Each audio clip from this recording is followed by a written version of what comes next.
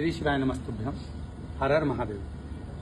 श्रावण के पवित्र माह में आप और हम शिव महापुराण के पाठ में आगे बढ़ते हैं और पृष्ठ संख्या 66 पर हम पहुंचते हैं। बड़े आनंद के साथ एक साधारण मनुष्य को, किसी नारी को, पुरुष को भगवान शंकर के शिवलिंग का निर्माण कैसे करना चाहिए, उसका वर्णन शिव महापुराण करती है।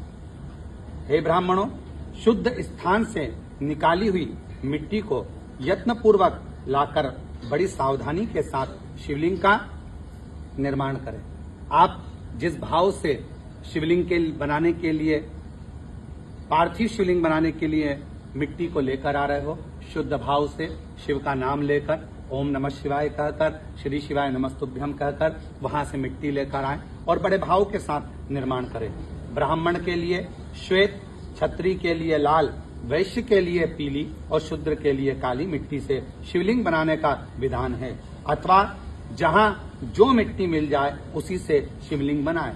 हमारे शिव महापुराण की कथा कहती है, यदि आपको आपके अनुकूल मिट्टी नहीं मिलती है तो जो मिट्टी आपके गमले में है, वृक्ष के नीचे है या अन्य स्थान पर है, उस शुद्ध मिट्टी को लाकर आप शिवलिंग का निर्माण कर सकते हैं। ये जरूरी नहीं कि आपको वही मिट्टी चाहिएगी या वही मिट्टी का आप लाकर शिवलिंग का निर्माण करेंगे। जो मिट्टी आपको मिल जाए, आपके क्षेत्र में जो मिट्टी आती हो, उस मिट्टी से पार्थिव शिवलिंग का निर्माण किया जाए।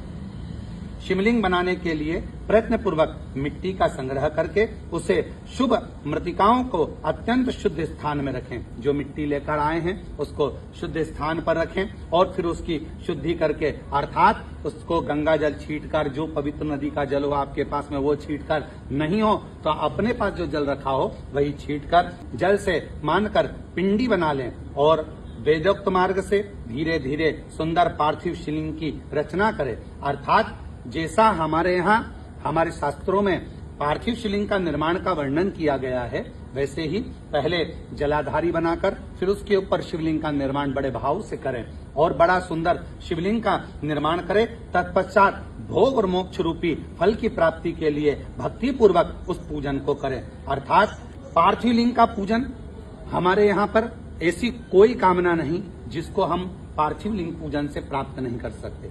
भगवान शिव की आराधना के अनुसार यदि आप पार्थिव का पूजन करते हो, जिस कामना से करते हो, चाहे भोग की कामना हो, मोक्ष की कामना हो, कोई वस्तु की कामना हो, कोई अन्य कामना हो, वो सारी कामनाएं बाबा देवाधिदेव महादेव पूर्ण करता है। श्री शिवाय नमस्तुभ्यम।